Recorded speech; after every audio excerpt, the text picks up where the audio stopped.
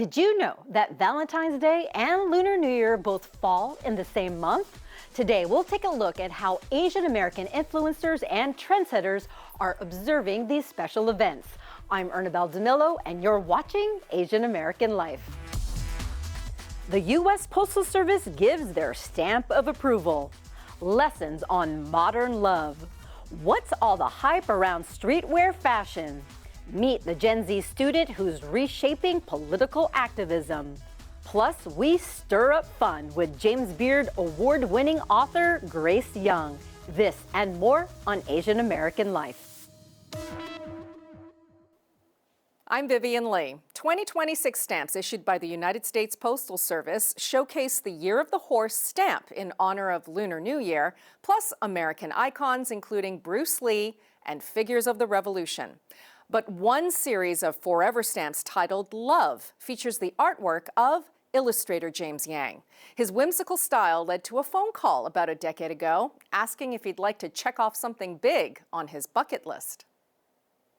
But it's one of those things that you're not expecting to get it, if you know what I mean. It's like, well, it's a fine career if I don't get one. And if I get a chance to do it, that's great. So it was exciting. James Yang actually got to create the art for 4 postage stamps. Each of them shows birds and hearts inspired by mid-century design. It all started with a call from Postal Service Art Director Ethel Kessler. She goes, "You're a concept guy. We normally do hearts and birds. So try to think of some ideas that aren't that." And we're commissioning one stamp. So I did a bunch of ideas, and at the last second, since I've been doing this long enough, I was like, you know what? I better just throw in birds and hearts just to play it safe. And then, of course, when I turned them in, they were like, oh, we want you to follow up on the birds and hearts idea. Before the Love Stamp commission, Yang's art was already on the cultural landscape. If you've ever taken the New York City subway, you might have experienced his eye-catching wallpaper. And I was thinking, well, can I create an image where someone's coming in really super hectic, you know, maybe somebody on rush hour, and they're stuck because there's no seat, and they have to sit there and look up and around their environment. And I was thinking, well, what kind of environment could I create that might just sort of calm people down for a little bit, maybe make them feel a little bit chilled out. And his illustrations have appeared in numerous magazines and their covers, as well as in the Wall Street Journal, the Washington Post, and the New York Times, who called his work visual refreshment. Yang also created this public service announcement about bystander intervention during the pandemic as attacks against Asian Americans spiked across the country. Yang has also been awarded a number of prestigious honors for authors and illustrators of children's books, back in 2020 for StopBot. This is probably the book that really kind of changed my career. So it won the Dr. Seuss Geisel Award for the best young reader's book. Yes, that Dr. Seuss. Yang's next book, A Boy Named Isamu, A Story of Isamu Noguchi, won the 2022 Asian Pacific American Library Association's Picture Book honor. It's an imagining of the late American sculptor, landscape architect, and iconic modernist. Noguchi's half Japanese, half American, so when he was in the U.S., he never felt American enough. And then when his mom, who was amazing, this is 1904, took him back to Japan, didn't feel Japanese enough. So he retreated back to, he actually retreated to nature just to kind of find himself. Born and raised in Oklahoma, Yang gravitated to art as a child. His father was a scientist whose own father, Dal-suk Yang, was an artist of some renown in Korea. Around 2nd or 3rd grade, the art teacher called my parents in for a meeting. They think it's because I'm talking too much in class or whatever. So they're ready to give it to me after they hear what's going on. And then like the teacher goes, well, I can't teach your son art. And they're like, well, we'll punish him. We'll make sure that he can. Not a problem, right? And she's like, no, you don't understand. He already knows more than I do. Yang recalls his parents once worried about his future, just as he was about to begin his studies in the Fine Arts program at Virginia Commonwealth University. Mom's from a business family. She's like, you can't send him to art school. He's going to be poor. He's going to be a pauper and on the street. We can't do this. And my dad, on his side of the family, my grandfather is a famous artist. So he's like, no, our son's going to art school. He's going to be fine, and he's going to be famous. End of discussion. And then he just stormed out of the room, and I go, thanks a lot, Dad. And he just looked at me and goes, you better be famous. Fame has something to do with Yang's other books. A Universe Big and Small is a story about astronomer Carl Sagan. And Charles Ray, Designers at Play, is a story of the modernist designers Charles and Ray Eames. Altogether, his work conveys how art and science and childlike wonder have intersected in Yang's life, qualities that translate even through an itty-bitty forever stamp. For Asian American Life, I'm Vivian Lee.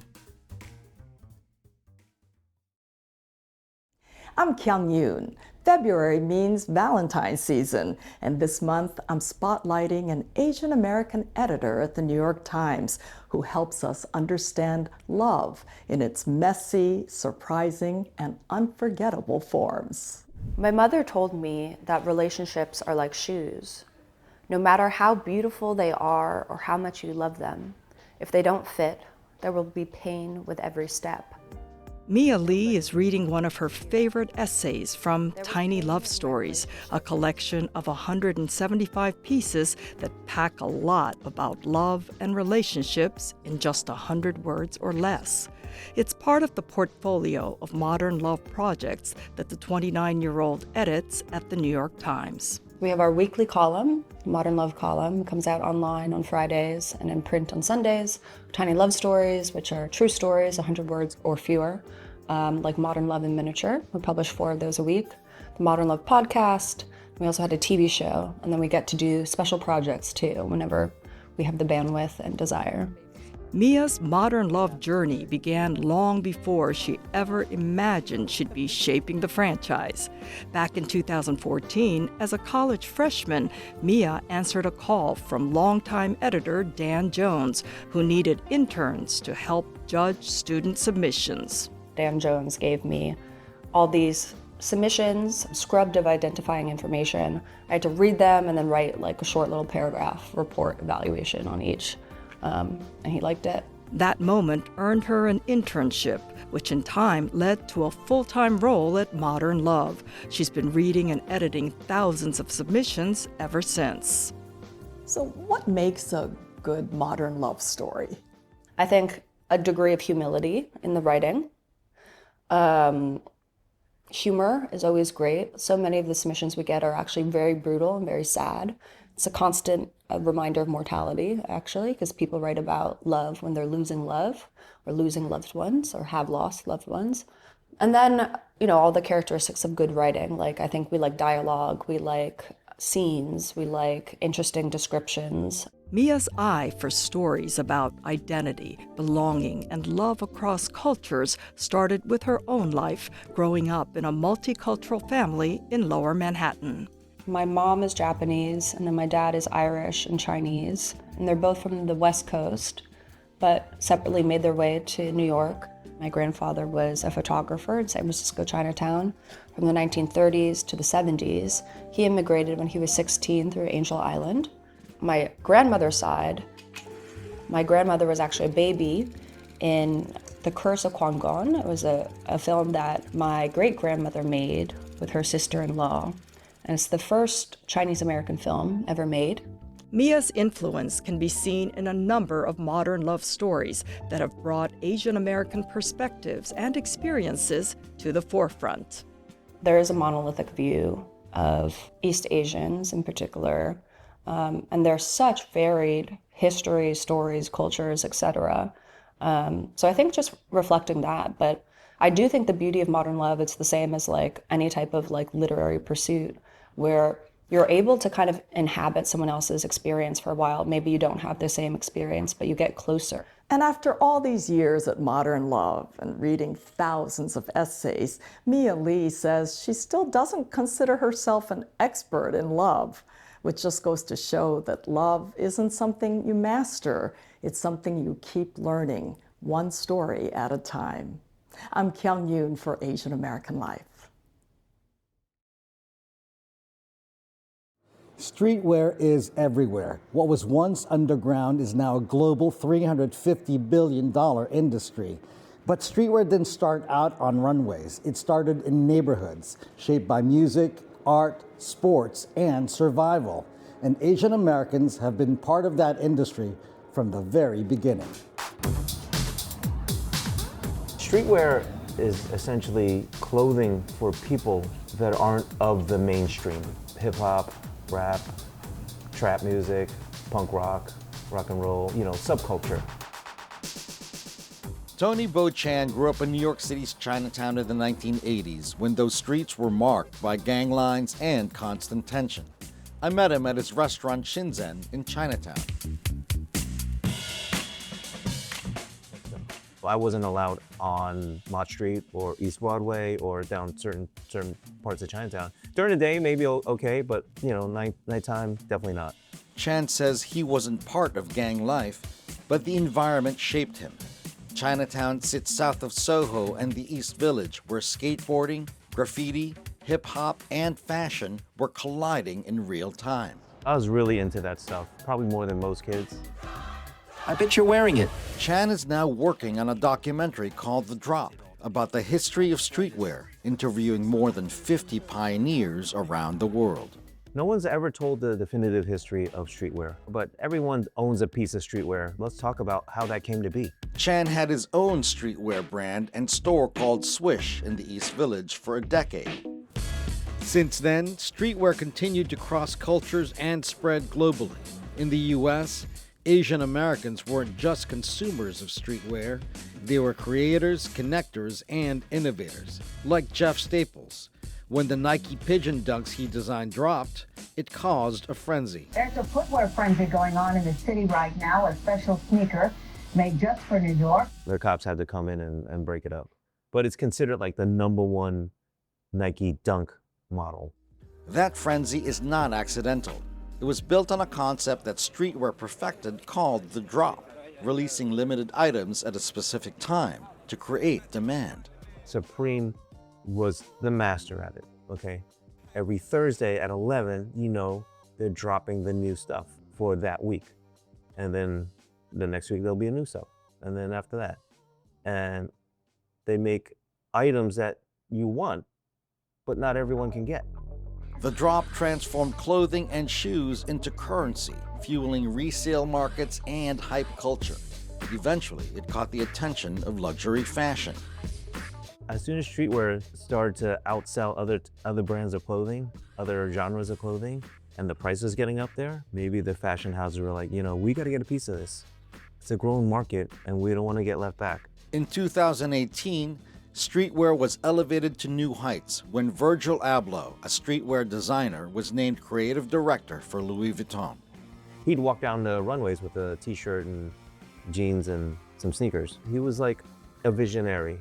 For Chan, streetwear's openness is part of why Asian Americans found space within it. Streetwear was very accepting. Don't get me wrong. If your graphic on your t-shirt is whack, they're gonna tell you that's whack. There's none of that like, oh, he's Asian, he can't do it. Today, Asian Americans continue to make their mark on the $350 billion streetwear industry. For Asian American Life, I'm Rainer Ramirez. They're young, they're organized, and they're not afraid to challenge the status quo. I met with a Gen Z activist who's leading that charge in New Jersey. I am a youth advocate and a community leader that works to bring young people into spaces of power and leadership so that we can all understand the power that we have in our democracy and running our community. Meet Janhitha Veeramachaneni. The first-year college student was quite busy over winter break. She had a front row seat at not one, but 3 inaugurations for some of the biggest names in New Jersey politics, including the state's new governor, Mikey Sherrill. I was grateful to work on Mikey Sherrill's gubernatorial campaign this past year, and we saw the biggest young excitement in New Jersey with Mikey's campaign, and it was absolutely incredible to be on the front lines of organizing the youth effort. Along with Governor Sherrill's campaign, Janhitha also volunteered for Hoboken Mayor Emily Jabbour, Jersey City mayoral candidate Bill O'Day, and newly elected Mayor James Solomon, before she was even old enough to vote. In fact, her first ballot was cast just days after she turned 18 in the Jersey City mayoral runoff election in December. Janhitha is part of a growing movement. According to recent studies, civic engagement among Gen Z is on the rise across the tri-state, the country, and around the globe. This generation, born between 1997 and 2012, has become a driving force in politics. One survey found in the U.S., nearly 1/3 of Gen Zers are regularly engaged in activism, politics, and social justice work, compared to 24% of millennials. And over half say they have participated in rallies or protests. In fact, it was the youth vote that helped Zohran Mamdani win the New York City mayor's election. Data shows that 3 in 4 young voters voted for Mamdani, compared to just 19% for former New York Governor Andrew Cuomo. These young people are not what they're being characterized as, lazy kids who just want free stuff. That is not who they are. These are some hardworking folks. Many of them have gone to college. Sometimes they have 2 degrees. They're working 1, 2, or 3 gig jobs, and they cannot get anywhere, and nobody's listening to their pain. For young people across the country, this frustration is fueling a new wave of civic engagement. From organizing rallies and protests, to running for local office, to volunteering for political campaigns, Gen Z is making their voices heard. For Janhitha, the aha moment came when she was 13. Frustrated with the potholes at her local park in Jersey City, she emailed her elected officials. She found then Mayor Stephen Fulop's email on Twitter. So on Twitter, I found his email, his personal email. And I was like, okay, I know like the council people's emails. I'm gonna email them. Then I'm gonna reach out to the mayor as well, just to see if I'll get a response. And the first person to respond was Mayor Fulop. And to me, as a 13-year-old at the time, that was absolutely mind-boggling. She found herself in an email chain with more than a dozen city officials, and soon the potholes were fixed. And that's what kind of instilled the passion in me that if I, as a young person, can bring one issue and make a difference, because 4 weeks later, that issue is fixed, I know that if me and so many other people can continue doing this, we will be able to create an impact in our city. Can I make a difference? How does real change begin? She chairs the Jersey City High School and College Democrats and is youth leader for South Asians for America.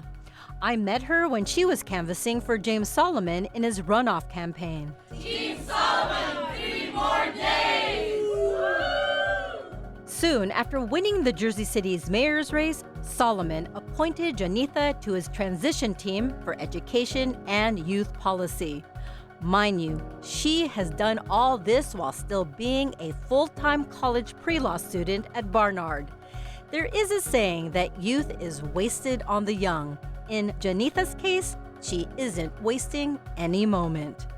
Young people are a force to reckon with, and we are forces that will cast ballots and showcase our voices in the way that we want to, because we truly believe that we can shape we can shape America for the next generation.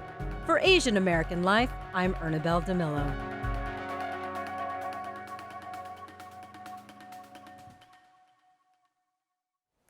James Beard award-winning cookbook author Grace Young has received many accolades throughout her culinary career. But she says her greatest accomplishment is helping to promote and preserve America's Chinatowns. She's known as the stir-fry guru, wok therapist, and poet laureate of the wok. There's no shortage of nicknames for this legendary award-winning cookbook author and activist who's serious about talking the talk and walking the walk.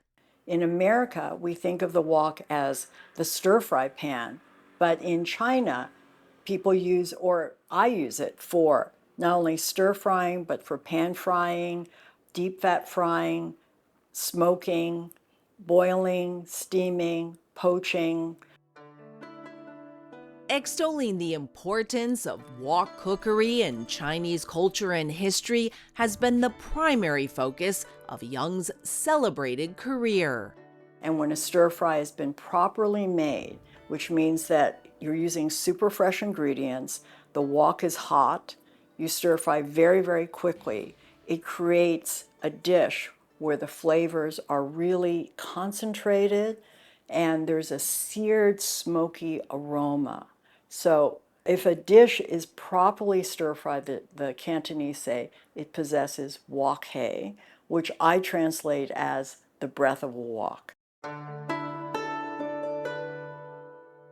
A poetic translation coined by this wok whisperer who didn't always pay tribute to her Asian culinary roots. I think it's really one of those things that when you're young, you take your background for granted. And by the time I hit my 30s, I realized that I didn't know how to cook a lot of the dishes that I considered like Cantonese comfort food. And so I started going back to San Francisco to cook with my parents and my uncles and aunties. And those recipes became my first cookbook, which is a memoir cookbook called The Wisdom of the Chinese Kitchen. The award-winning cookbook captures 150 family recipes accompanied by personal stories which reflect the importance of cultural traditions in Chinese home cooking. Young continued her focus on the magic of the wok with cookbooks The Breath of a Wok and Stir Frying to the Sky's Edge. So Grace, even though I know you have a huge collection of woks, these are the main ones that you use, correct? Yes. Why? Tell me why these are your favorites. So this one is the one that I recommend for most people, the flat bottom carbon steel wok, which has been westernized with the wood handle. This is the wok, round bottom Shanghainese style sen wok from Shanghai. Hand pounded. Hand pounded, yeah. Walk of art. Walk of art. Another walk of art belongs to Young's family and is now on display at the National Museum of American History. Young says once you've found your walk of art, seasoning is the next step. When you season a wok, what you're doing is you're actually creating a thin layer of oil that's burning into the wok. And what happens to the wok is it polymerizes. The oil actually hardens and becomes one with the metal. My favorite way of seasoning is actually a very old-fashioned Chinese way, and that is to stir fry scallions and ginger. And it hardens and creates this surface which protects it from rusting. And it also creates a surface that becomes non-stick with use. A coating called the patina. And just as a wok carries taste memory, Young carries childhood memories flavored by the traditional Cantonese fare she ate growing up. My parents were exceptionally good cooks. We ate primarily Cantonese food. And when I was very young, I discovered Julia Child on television, and I was obsessed. I just loved Julia. Young says the iconic chef has been a guiding force throughout her culinary journey, which started when she was a little girl and bought the French Chef cookbook, and continued into her career first in recipe development, then developing cookbooks, and finally writing her own. Young's obsession with Child eventually came full circle when Young received the Julia Child Award in 2022 for her contributions in preserving Chinese culinary traditions and her advocacy work to save America's Chinatowns during the pandemic.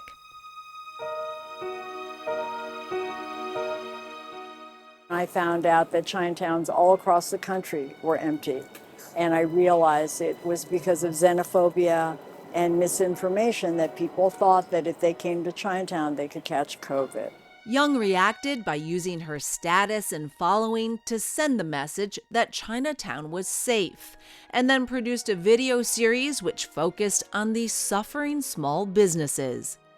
Chinatown is on life support, and it's quickly slipping away. People were stunned. They were stunned when they saw these videos that we did, the coronavirus Chinatown stories. They're heartbreaking interviews. Some of the owners had tears in their eyes when they were explaining that they were being forced to close because they couldn't continue operating, losing money every day. I started a social media campaign to save Chinese restaurants and partnered with the Beard Foundation. And I have since done 2 other social media campaigns with them, Love AAPI, and now we're doing Support Chinatowns. I raised money for legacy restaurants. We raised over $40,000. I think all Chinatowns have not fully recovered from the pandemic. So many businesses went into debt for rent that was due when they had no income whatsoever. And since then, inflation, tariffs are a huge issue for Chinatowns. What makes Chinatown so special and unique? This neighborhood, every single business is unique, multi-generational. So many of the owners here came to this country with nothing and just from sheer backbreaking work, saving money, started their little business. So I think Chinatown tells the story of America. It's so important that everyone show up to their local Chinatown and not just eat in the restaurants, but shop in the markets, the stores, the bakeries. And if we don't show up right now, there won't be Chinatowns in the future. Seasoned advice from a walk star. For Asian American Life, I'm Susan Junn. And that's our show for now. If you want to learn more about these stories, be sure to visit us on Instagram, Facebook, and YouTube. Plus, watch us on the go with the CUNY TV app. I'm Ernabel Demillo. Thanks for watching, and Happy Lunar New Year. Gong hei fa choi.